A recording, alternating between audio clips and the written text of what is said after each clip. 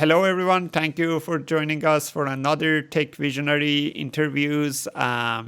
This channel, if you haven't been with us before, is dedicated for visionary talks on technology, for decision makers to be able to make informed decisions. We won't talk about deep technical topics. We would talk about technology things from the advisory point of view, and how you can leverage them in your business.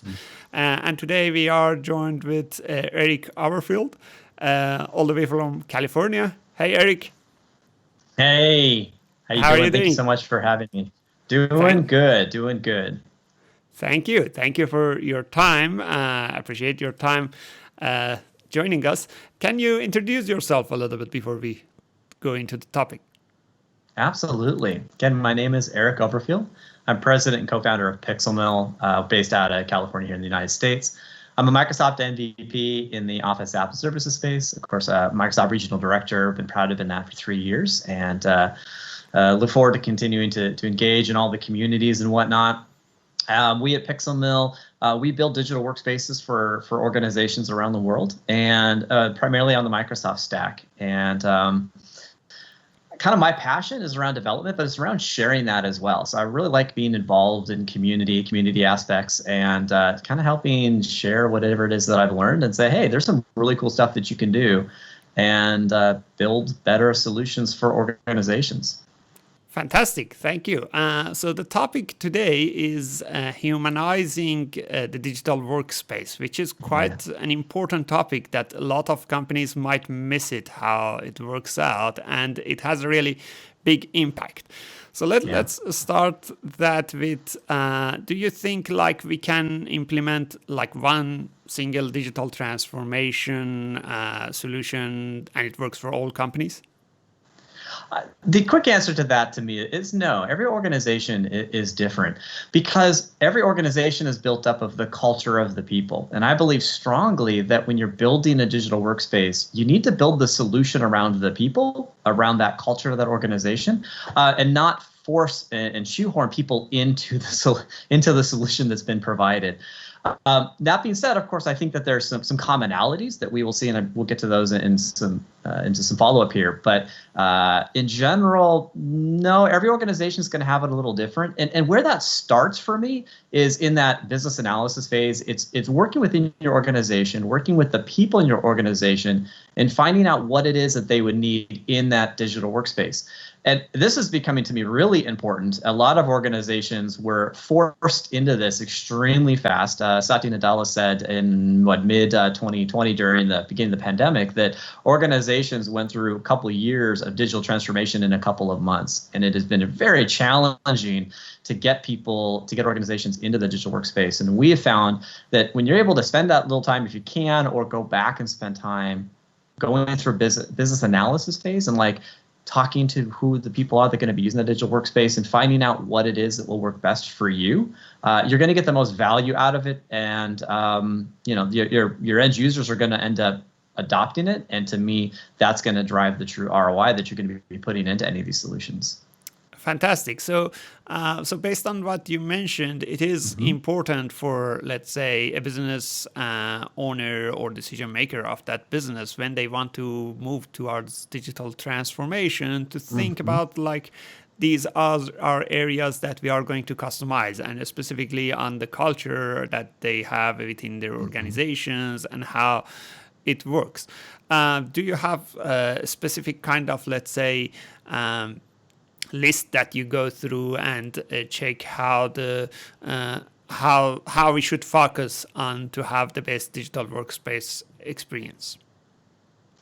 Well, yeah, sure. So when you're building digital workspaces, I've found that the best value you're going to get right now is if you're using a cloud provider, some sort of cloud solution. And what I want to do is I want to get us away from organizations that are trying to, I want to steer the conversation away from where you're trying to host your own digital workspace. So if we go with a cloud provider, such as Microsoft 365 or any of the other large solutions that are out there, there's a lot of things that you can customize to tailor to fit your organization. And there's a lot of things that you can't and you don't want to, and you just want to leave as is.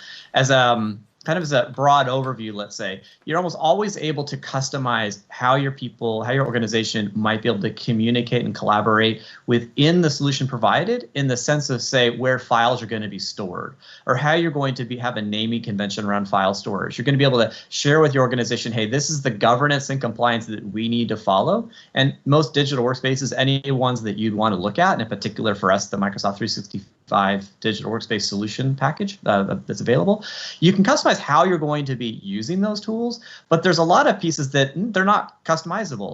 If we take Office 365, if we take solutions such as Microsoft Teams, Word, Excel, even, of course, even onto something like SharePoint, there's only so much customization that you could do. The tools themselves are going to work the way that they work. I'm going to ignore Azure here. Of course, Azure is going to empower your digital workspace, and there's a lot of customization that you can do there. But you're still thinking about like those tools. They still are going to deliver their pieces. You can then build your own custom solutions around that. Now, there is one piece of the digital workspace that I think is pretty customizable, that provides a little more ability to create your own experience for a digital solution, and that's the portal aspect. We would typically kind of refer to that as our intranet, maybe our extranet, but our intranet. Traditionally, those can be pretty customized because they need to fit your own content. That's where you're going to get the most kind of customization that will fit in and that can convey the culture, the feeling, the way that your organization works. And you'll have a lot more ability to make that look and work the way you would expect it to, or that your organization would want it.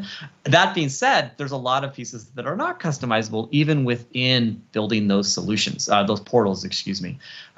There's a certain way that customizations can be built. You're going to have to do it that way. There's certain kind of branding that organizations want to make a digital workspace look like their own.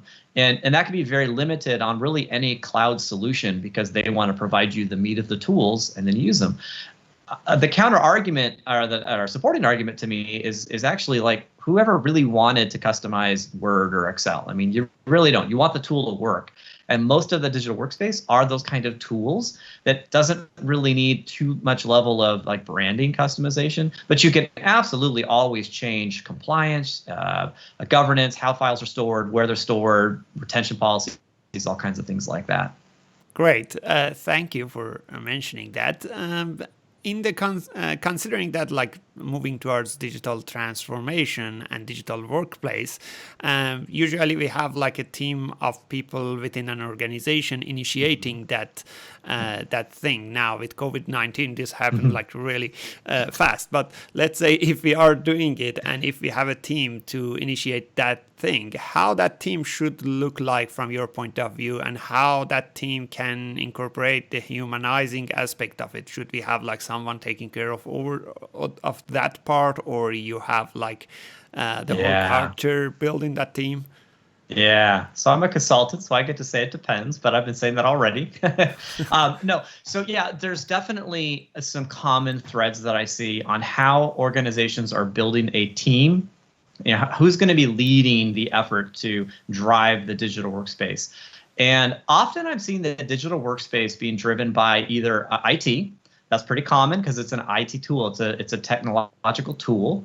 I often see marketing actually own it. So I'm starting a little high level here, like who's going to own it. I see marketing often own it because a lot of the digital workspace tools are used to help the sales team deliver what they need to their end customers. And then I often see corporate communications own digital tools because it's a lot of internal pieces. And a lot of times it's the corp comm people that need to convey messaging to people. So they're going to own a lot of the pieces. They're going to want to be able to have things such as SharePoint, which be your websites, your portals, your intranets, extranets, team sites, etc. They're going to want to be able to also own the communication channels to how to communicate to people within the organization, and that often would be something like Microsoft Teams or Yammer, etc. So CorpCom is often owning that. That all being said, I found the best is when you really get a combination of these, where you're going to need IT's help. No matter what, you're always going to have them involved. I'm an IT person. I don't always find that they're going to be the best to be truly owning the whole thing and leading it. And the reason why is normally they're thinking through the technology side. I've delivered this digital workspace, use it. we need to get a little more human touch in there. And I found that having some corp comms in there, having some marketing, having some non-tech people helping lead or at least heavily involved in the decision making can help IT tamper their expectations of, I delivered the tool, now use it. Again, I'm IT. I'm very sympathetic to IT because I'm working with them daily. And I understand their struggles because it all comes down to the end users, and we all know about them. So building this team around the primary organization, primary groups within the organization is going to help deliver the tool. That all being said, I've found another key driver of successful implementations of a digital workspace is when you have a key stakeholder, someone from the senior leadership, someone who is at the CXO level who's helping drive this. Now, from that perspective, I've seen that often be a CTO, I've seen that be a CIO, I've seen that be a CMO. Rarely it's the CEO. Typically, it's going to be handed down to one of their primary support people. So getting that leadership buy-in, where the leadership group within the organization agrees we need a digital workspace, it needs to deliver these high-level 30,000-foot view kind of components, and they buy in on it. And then one of those people gets it. You've helped explain it to that CXO level person. Here's the digital workspace we want to use. Here's the tools we want to deliver. Here's why it works. And if you can get them to agree to it, it makes everything flow together. I've seen digital workspaces that were being built for multiple years, and it failed. They tried working with third-party vendors. They worked with consultants to help build it, but they never got the leadership. And as soon as a CIO or a CTO came in and said, we're delivering in 3 months, it got delivered in 3 months. And it was a very solid digital workspace that provided the tools the organization needs. Because, again, we're all people. We've all got jobs to do. A lot of times it's not digital workspace. We just need to use the tools in them. But by having that buy-in at the top is really going to help deliver a solution on time and on budget. Great. So let's say the one of the success factors is to have that team to take the responsibility to do the things needed, and having someone, let's say from CXO level, to take the, let's say, kind of ownership and responsibility and thinking about it. But this also, I guess, requires some let's say agreements, or let's say some discussions with employees, or even sometimes clients, to get their culture also embedded into that. Yes. What do you think about that? No, absolutely. And how I'm going to answer that is so let's say you've built a team within your organization that's going to help build this digital workspace. What I find as a high level thing to think about is general feedback loops. You're providing a mechanism within your organization to continue to get feedback from a select group of people, typically, because if you're an organization of 10,000 people, it's too hard to get 10,000 voices. You're going to need to find some voices that can help speak for hopefully large groups within your organization that have common threads of what they're looking for a digital workspace. But providing feedback loops that are solid, that are reliable, that are responsive and reactive. So if I was to submit a suggestion that as I'm an end user, and I know that I'm going to get some sort of valid response back, that it doesn't just go into the ether, but someone's actually going to read it and go, wow, thank you, we'll see what we can do with that. That's super important, I think, to help get messaging from all of what we can call the end users. And I know some people don't like the word end users because it feels like they're a segregated group, and we're all end users, and that's truthful, but it does sum up the people that are going to be using the tools directly, or when you're wearing the end user cap, not just the administrator or builder cap. What do you need the tools to be able to do for you? But providing that feedback loop and mechanism for messaging to get messaging back from people, to then be able to respond to it, to be able to react to it, to be able to prototype with it, maybe build, have some prototype teams, or what Microsoft calls is their champions program. If you have champions within your organization who are typically not overly technical, that's not their roles to be technical, but they get the digital workspace tools that you're doing, and they like it, they understand it, and they want to then be voices within the organization. Side little thing on the Champions program, I've yet to find an organization that didn't have people in the organization, and really of any size, from 50 people on up to 50,000. There's always these people that they see the tools and they get it. I mean, jobs are important. What we do in our work life is important. We're at our jobs a lot of a day, throughout the day, and we want to enjoy that part of our life. And part of that is the digital tools that we use, because that's what's going to help us get our job done. I mean, that's just a reality. And so a lot of us, because I'm one of these geeks that I like my job and I like working and I use digital workspace tools. But you're going to find these people who get the tools. You're going to put these digital workspace tools in front of them. They're going to get it. They're going to like it. And they're going to be your best champions. And they can go speak for an entire department because they're out there, they're out in the field, and they can come back and say, hey, here's what we need. We're missing this tool, that this isn't working. We need this information, etc. So that feedback loop, I think, is going to help drive the overall success of a project, and it will never end. You're always going to be looking to strive to get additional feedback and pull it back into your digital workspace.